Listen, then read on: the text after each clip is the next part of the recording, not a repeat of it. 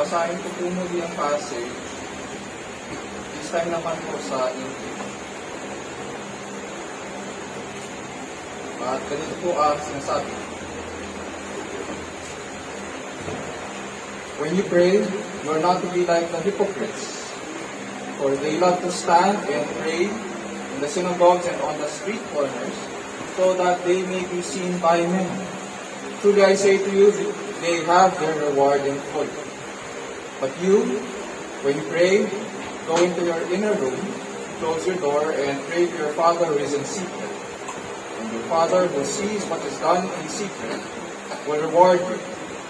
And when you are praying, do not use meaningless repetition as the Gentiles do, for they suppose that they will be heard for their many words. So do not be like them, for your Father knows what you need before you ask Him. Matthew 6:5-8, this is the word of the Lord. Praise be to God. So nasa panibagong series po tayo ng pag-aaral tungkol sa pananalangin. Sa Westminster Shorter Catechism, isa sa mga historic Christian documents na sinulat po noong 17th century ng mga pastors ng England, Scotland, at Ireland para sa pagpapatibay ng mga iglesia at ng mga mananampalataya. Ganito po ang una nilang naging tanong sa kanilang catechism. Question number 1. Ano ang layunin ng buhay ng tao? Bakit ba siya nilikha? Yun yung ibig nilang sabihin. Answer.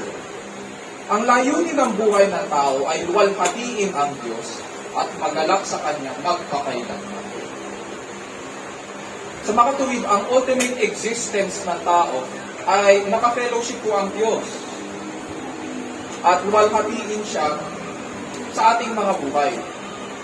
Yun ang pagtawag sa atin.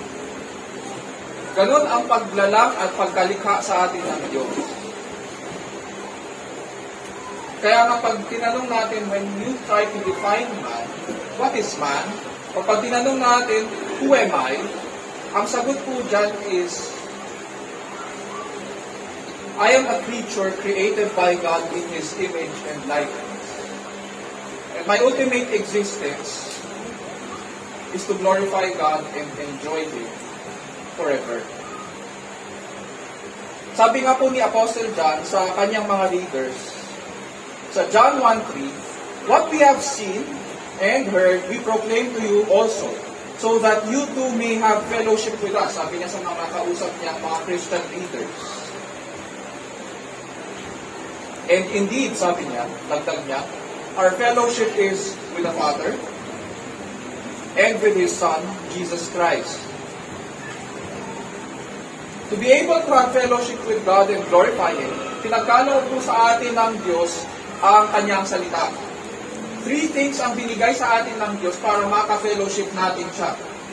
Ang Kanyang salita, ang pananalangin, at ang mga banal na ordinansa ng bautismo at banal na hapunan. Ang tawag po namin dito, ang tawag po ng mga pastor dito ay the ordinary means of grace. Sa pamamagitan nito, nakaka-fellowship po natin ang Diyos. Sabi nga po ni Tim Keller sa kanyang aklat na prayer, experiencing awe and intimacy with God. Anong pananalangin? Sa kabuuan. Sabi niya, ang panalangin ay ang pagpapatuloy ng pagpapahayag at pakikipag-usap ng Diyos sa atin na Kanyang sinimulan sa Kanyang salita.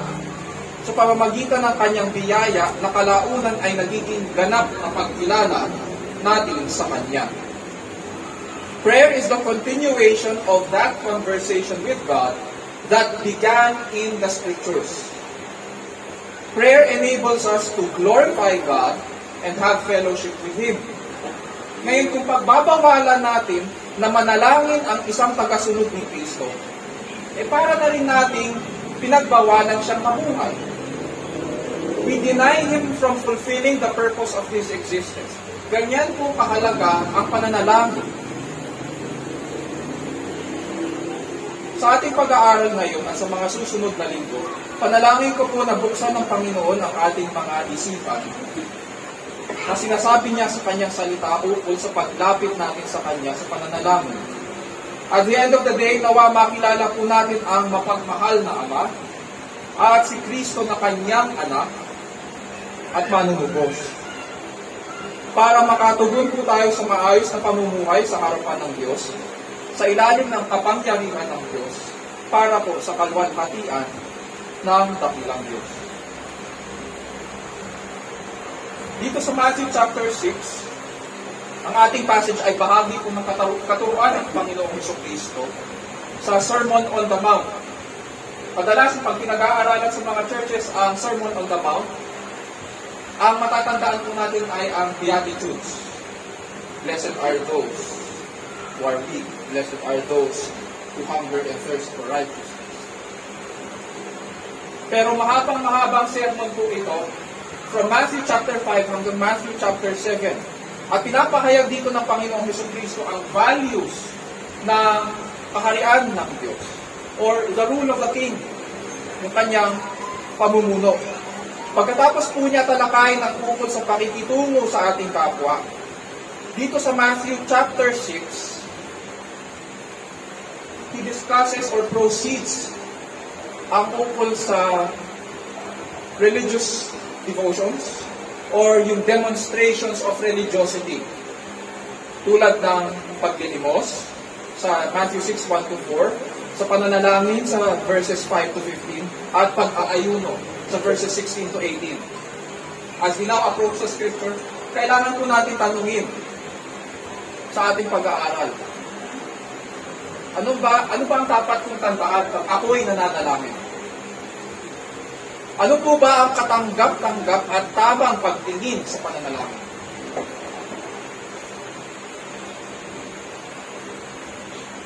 Ano ang bagay na dapat din natin iwasan?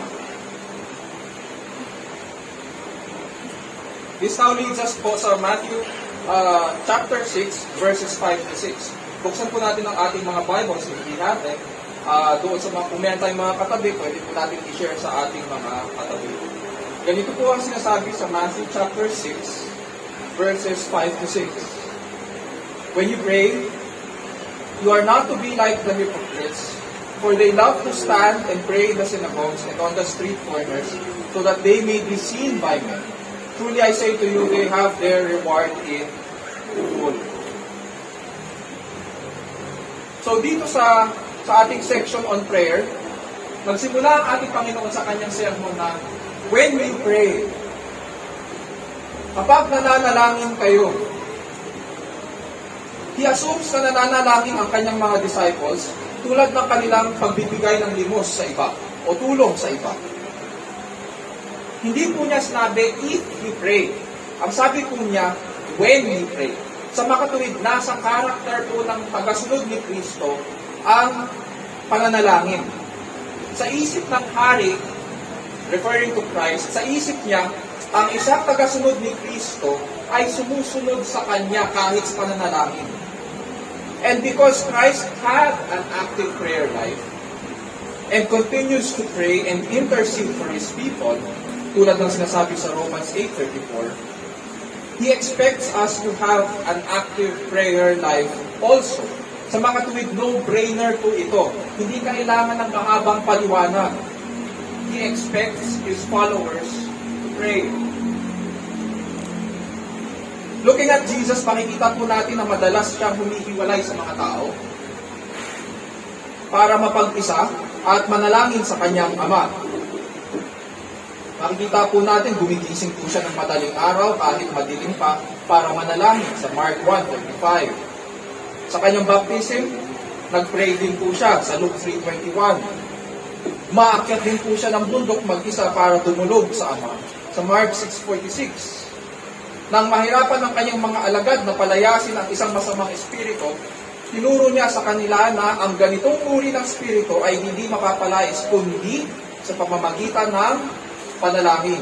Mark 9:21, 9:29, Matthew 17:21.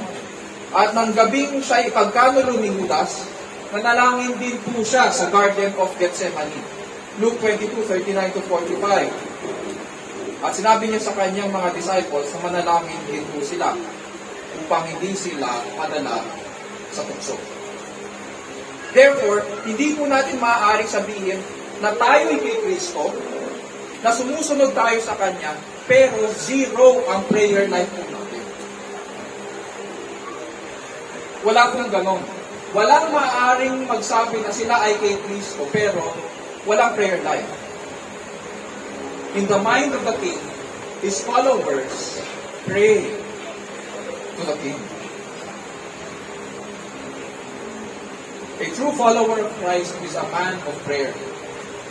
He communes with God and takes joy in having quiet time with his Lord and Savior. Kahit na may pinagdadaanan, kahit na may mabigat na dalahin, kahit pagod na pagod dahil sa mga suliranin ng buhay, kahit bugbog sa pagsubok, we persist in bringing our burdens to the feet of the King because God hears the prayers of His people.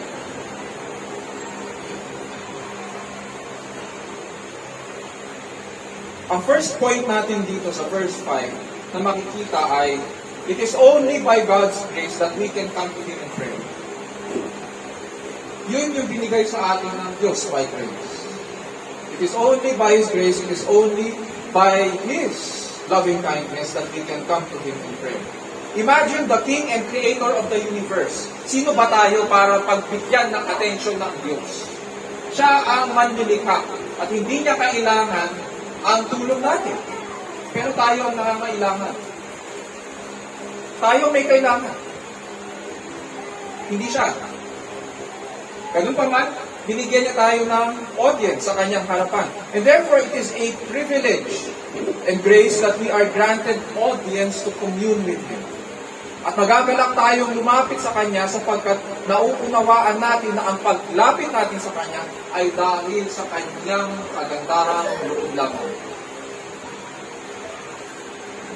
Tuloy po natin ang pagbabasa sa verses 5 to 6. Sabi ng Panginoong sa Kristo, when you pray, you are not to be like the hypocrites, for they love to stand and pray in the synagogues and on the street corners so that they may be seen by men. Truly I say to you that they have their reward in full. But you, when you pray, go into your inner room, close your door, and pray to your Father who is in secret, and your Father who sees what is done in secret will reward you. Noong panahon po nila, kapag nanonood sila ng mga dula sa mga amphitheaters, may mga actors na nagsusuot ng mga maskara. Sapagkat may ginaganap silang papel sa kwentong kanilang isinasabula. They were play acting. Kunyari lang ang kanilang ginaganap sa harapan o sa entablado. Ngayon, ginamit ng Panginoong Jesucristo ang salitang hypocrite. Para sa atin, itong salitang ito, Tagalog, hypocrite. Pero ganito ang pagkakagamit ng Panginoong Jesucristo. May nagpe-play acting. May nagkukunwari. Sino ba itong mga hypocrites? Mga nagpe-play acting na tinutukoy ni Jesus. It would seem na may mga matatanda noong panahon nila na pumupunta sa mga sinagogue. At doon bigla na lang, ang sinagogue po ay isang public place. So may mga matatanda na pumupunta sa mga public place katulad ng sinagogue at saka mga tabi ng kalsada. At doon bigla na lang tumatayo at nananalangin. Kahit may meeting, bigla na lang pupunta sa isang sulok at biglang magpipray. Ang sinagogue po ay parang isang barangay hall sa panahon natin. Sapagkat noong panahon nila, ang sinagogue ay doon nila pinag-uusapan ang problema ng bayan at doon din nila pinag-aaralan ang scripture. Ngayon, imagine this. May nagpupunta doon sa synagogue, magulong-magulo dahil ang daming pinag-uusapan. May kailangang desisyonan na problema. Tapos bigla na lang tatayo sa isang sulok at magpipray. Kahit maingay at maraming tao. Sabi ni Jesucristo, alam niya ang nasa puso nila. Sabi nila, hinahabol nila ang papuri ng iba. Itong ganitong klaseng mga tao, gusto nila yung naririnig yun. Ay, si ganire o si ganito. Pala panalangin pala. Godly siya, di ba? Yan ang model Christian. Ano daw ang ganti sa kanila? Dahil nagkukunwari silang kausap nila ang Diyos. Nai-imagine ko lang ko. Kunwari, kinakausap nila ang Diyos, pero sa totoo, ayaw naman nila ang approval ng Diyos. Ang gusto nila ay yung papuri mula sa tao. Sa mga katulid, ganito ang ginagawa nila. Ang panalangin ay bigay ng Diyos sa tao para pagpalain ng tao. Pero ang ginagawa nila, ginagamit nila yung pagpapala ng Diyos para sa pansariling kapakanan nila, para sila'y purihin. Ganun ang gawain ng tao. May pagpapala ang Diyos, pero kung saan-saan natin ginagamit. I-redefine natin. Gusto natin na tayo ang gagamit niyan para sa sarili natin.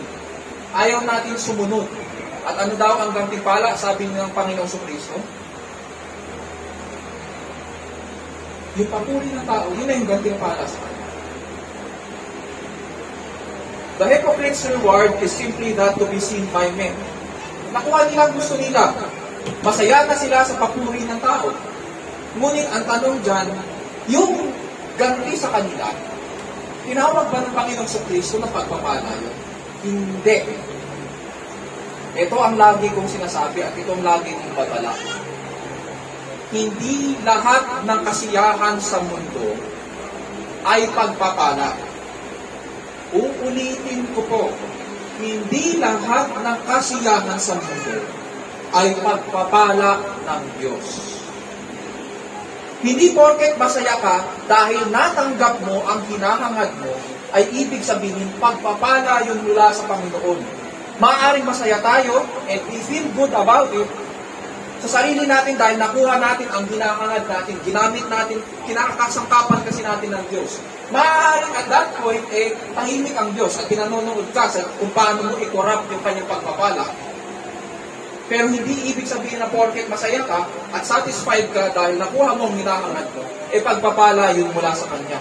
Walang pagpapala ang Panginoon para sa mga mapagkunwari. Uulitin ko po, kahit masaya pa yung mapagkunwari, walang pagpapala ang Panginoon para sa mapagkunwari at mapagpaimbabaw na kunyari nananalangin.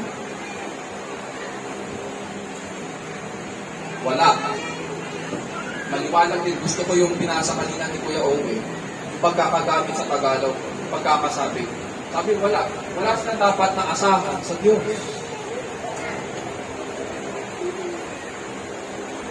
Bagkus, ano ba ang tamang paraan ng pananalangin? Sabi po ng Panginoon Kristo sa verse 6, but you, when you pray, go into your inner room, close your door, and pray to your Father who is in secret, and your Father who sees what is done in secret will reward you. Sabi po ng isang theologian, prayer is opening one's life to God. It is being willing to accept His will in our lives. It is opening one's life to God. In other words, it means giving our life to Him. It is sharing our burdens, our difficulties, our pain, everything to Him, showing it to Him, laying it down. It is being willing to accept His will in our lives. Ang issue ng Panginoong Jesucristo dito ay hindi public versus private. Baka kasi iisipin natin, ito kasi sa public place ginawa. So dito, ang sabi ng Panginoon, doon ako sa bedroom ko, doon ako sa kwarto ko, isasara ko yung pinto, doon ako dapat nananalangin. Hindi issue dito ang location. Ang daming instances po sa New Testament na may public prayer. Katulad ng Matthew 18, 19 to 20. O yung panalangin ng isang buong church sa Acts 1:24. Hindi physical setting ang pinag-uusapan dito. Ang issue dito ng Panginoong Kristo ay ito. Bakit ka ba nananalangin? Anong dahilan? Sa mga katuwid, it is about attitude. It is about motive. Bakit ka ba lumalapit sa hari? Bakit mo siya nais na makausap? Bakit ka nananalangin? Bakit ka magpe-pray sa iyong Ama sa langit? Ito naman ang hamon doon sa mga mapagkunwari. Bakit ka nananalangin sa hari? Bakit mo siyang kinakasangkapan sa mga lugar na may ingay at maraming tao? Ang hari ba talaga ang nais mo na makilala? O baka sarili mo lang ang gusto mong sundin? Nasa public place ka, nasa labas ka at kitang-kita ng mga tao ang ginagawa mo. Pero sinara mo naman ang buhay mo sa Diyos. Sa pagiging mapagkunwari, sinasara natin ang buhay natin sa Kanya.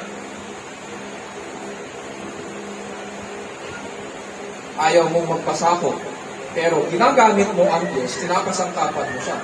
So anong evaluation? Kitang-kita ng Diyos na puro panlabas ka lang. At puro panlabas ka lang, walang pagpapakita dyan. Ang panalangin na kanyang kinalulugdan ay malayo sa ingay ng mundo. Maaring hindi kita ng mga tao, ngunit hayag sa mata ng Diyos ang pagnanais natin na makausap siya at sumunod sa Kanya. It is about opening our life to God and accepting His will. Kaya nga, pagkatapos nito, tinuro ng Panginoon, Hesus Kristo, sa Kanyang mga alagad, Our Father, who art in heaven, hallowed be Thy name. Thy kingdom come, Thy will be done. Sundin ang loob mo. Ang ganti sa mga kinalulugdan ng Diyos ay ito. Ipakikilala niya ang kanyang sarili at makikinig siya sa kanilang mga panalangin. God Himself is our reward for communing with Him. And so ito yung second point natin sa verses 5 to 6. We pray to commune with God and submit to His will. Ito yung pangalawa natin tatandaan. Kaya tayo nananalangin ay dahil nais natin na makausap siya at magpasakop sa kanya kalooban. Punta tayo sa verses 7 to 8. And when you are praying, do not use meaningless repetition, as the Gentiles do, for they suppose that they will be heard for their many words. So do not be like them, for your Father knows what you need before you ask Him. Kung ang verse 5 po ay babala ng Panginoon sa mga mapagkunwari at mapagpaimbabaw, etong verse 7 ay babala sa mga nagpapasikat sa harapan ng Diyos. Noong panahon ito, kilala ang mga pagano, pag sabing pagano dito sa, especially sa Gospels, ang tinutukoy ay mga Griego at saka mga Romano. At kilala po sila sa mga mahabang panalangin kapag humaharap sila sa kanilang mga rebulto at mga Diyos-Diyosan. Binabanggit nila ang pangalan ng kanilang Diyos-Diyosan ng paulit-ulit.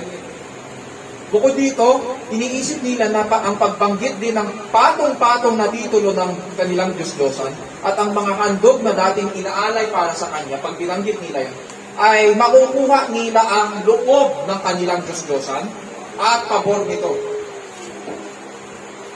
Ang tingin po nila sa kanilang Diyos-Diyosan ay kaya nilang manipulahin sa padamihan ng mga pangalan at salitang sasabbitin.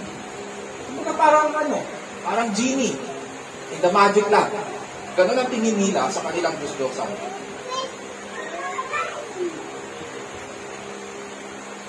At ganun din kaliit ang tingin nila sa kanilang Diyos.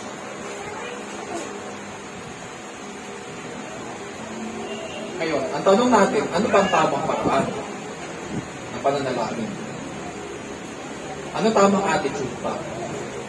The Lord Jesus tells us that when we talk to God, we should not be like the pagans, sabi niya, na gumagamit ng paulit-ulit, paikot-ikot at mabubulaklak at napakaraming salita na para bang nagpapa-impress tayo sa Diyos. Minsan ang mga Christians guilty sa ganyan. palibhasa may gift sa pananalangin, gagamit ng maraming mabubulaklak na salita. Tatanungin niyo po kung naging guilty ba ako. Guilty rin ako sa ganyan. Pagkwento kayo kay Joby, alam niya yan. Gumagamit ng mga mabubulaklak na salita, maraming salita, nagpapa-impress sa Diyos.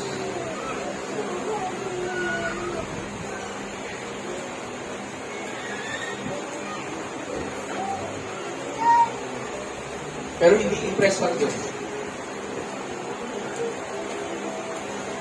Sabi ng Panginoong Kristo dito, He reveals to us that God is not someone na napakalayo. Yes, He is the creator of the universe. But at the same time, He is also our Father. Sabi niya, for your Father knows. And this is a wonderful truth. Hindi po siya tulad ng mga moody na mga Diyos-Diyosan nila na kailangan napakaraming salita para mapansin. Hindi po siya genie of the lamp na tayo ang master at kailangan manipulahin ang Diyos para sagutin ang ating mga hiling. Sabi ni Jesus, your Father knows what you need before you ask Him. And He loves His people and cares for them very much. Kaya nga Father ang tawag sa Kanya. Ang issue ngayon ay bakit ka ba nananalangin? Hindi po tayo nananalangin para ipaalam sa Diyos ang Kanyang kailangan gawin. Hindi natin kailangan gawin yun. Hindi rin po tayo nananalangin para sabihin sa Kanya ang ating pangangailangan. Sapagkat sabi nga dito, alam na niya ito bago pa man natin tingin sa Kanya. So bakit ba tayo nananalangin? Mga kapatid, prayer is fellowship with God. He wants us to seek Him. He wants us to depend on Him. He wants us to bear our hearts to Him, to share our burdens to Him. He wants us to find our strength and hope in Him, so that we are always reminded that He is a loving Father and that He cares for you.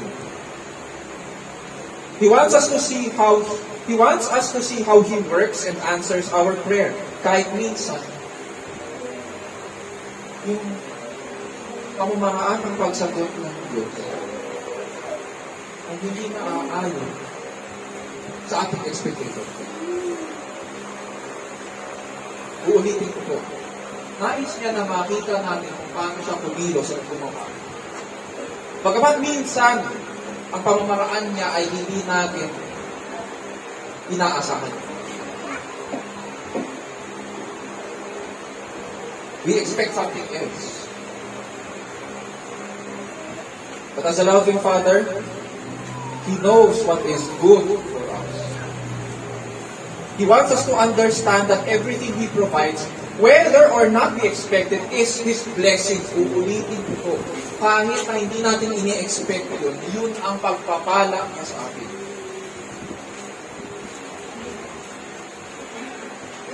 Kahit hindi yun ini-expect natin sa ating pananaw. It is for our good and we can trust Him. Verse 5, ano pa yung mga review natin? Ano ba ang mga dapat nating tandaan na mga attitude kapag tayo nananalangin? Verse 5, it is only by God's grace that we can come to Him in prayer. Verses 5 to 6, we pray to commune with God and submit to His will. Pangatlo, sa verses 7 to 8, we come to God by faith because He is our loving Father who knows all our needs. We come to Him by faith. Mga kapatid at kaibigan, sinabi ko po kanina, imagine the King and Creator of the universe hearing your plea, giving you attention. Sinners like you and me. Ngayon nais ko itong idagdag. Tayo makasalanan, hindi siya. Siya po ang banal. Sa scriptures, ang description pa nga sa Diyos ay hindi lang basta banal. Siya po ay banal, banal, banal.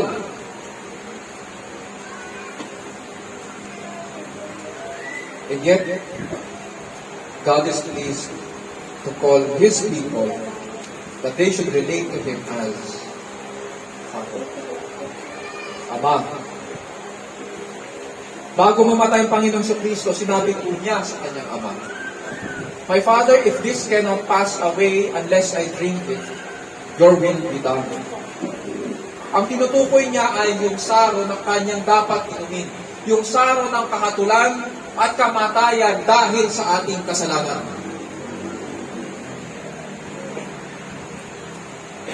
Yun yung dapat niyang inumin bago siya mamatay. Bagamat wala siyang kasalanan, pero siya ang tumakbo.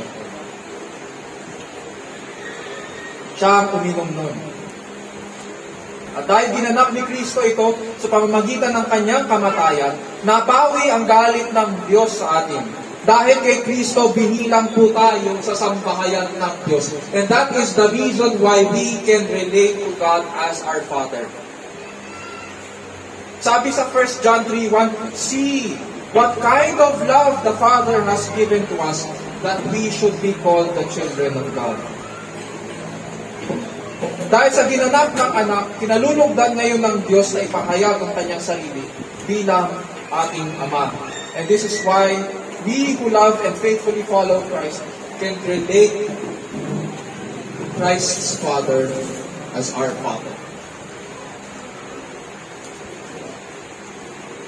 Ngayon, bilang application, anong dapat magiging larawan ng ating pananalangin? Kapag tinignan po natin ang 1 Kings 18:20-39, makikita po natin ang isang halimbawa ng panalangin na hindi pa impress, hindi pa ulit-ulit, kundi simple at sincere. Ito po yung account ni Elijah sa Mount Carmel. At kaharap po niya ay 450 prophets ni Baal. Simula umaga hanggang tanghali, paulit-ulit na nagdadasal ang mga propeta ni Baal sa kanya. Sa verse 28, nang hindi nila nakuha ang sagot sa kanilang pagdasal, sinasabi sa scriptures, sa 1 Kings 18:28, lalo nga, sinasabi dito, lalo nga nilang inilakas ang kanilang sigaw. Sinugatan ang sarili sa pamamagitan ng sibat at tabak, tulad ng kanilang kinaugalian, hanggang sa sila ay maligo sa dugo. Ang tanong, sumagot pa rin ba si Baal? Hindi. Walang sumagot. Ganito pinahahayag ng scripture na hindi na-impress ang Diyos sa pagpapasikat ng tao. Pakinggan po natin ang naging panalangin naman ni Elijah sa Panginoong Diyos. Sabi po niya, O Lord, the God of Abraham, Isaac, and Israel, today let it be known that you are God in Israel, and that I am your servant, and I have done all these things at your word. Answer me, O Lord, answer me, that these people may know that you, O Lord, are God, and that you have turned their heart back again. Ito, ano yung end ng story? Ano yung katapusan nito? Hininig ng Diyos ang dalangin ni Elijah, nagpaulan siya ng apoy mula sa langit at tinubok ang handog ni Elijah. Pati po ang kanal na puno ng tubig ay natuyo. Ganon ang isang halimbawa ng isang simpleng panalangin. Ganon ang isang panalangin, halimbawa ng isang panalangin na nagsasabi kung ano ang layunin. Minsan naman in our desire na maging simple and straightforward ang ating panalangin, may ma-encounter tayong mga prayer na pakiramdam po natin parang nagmamadali. Na-encounter na po ba natin yun? We have. Ito ang isang halimbawa na parang nagmamadali yung nananalangin. Dear Lord, thank you for the food. Please bless the food. In Jesus' name, Amen. Parang siningit lang yung prayer time at may ibang hinahabol. May ibang mas importante kaysa sa pakikipag-usap sa Diyos. Nag-pray lang para matapos na. Kapag ganito tayo manalangin, lumalabas na hindi importante po ang kausap natin. I would like to remind you na kapag tayo nananalangin, ang kausap po natin ay ang hari ng mga hari. Ang kausap po natin ay ang lumikha ng langit at lupa. At walang magiging mas importante pa kaysa sa Kanya. Walang mas tataas pa kaysa sa Kanya. Siya po ang kaitaas-taasan.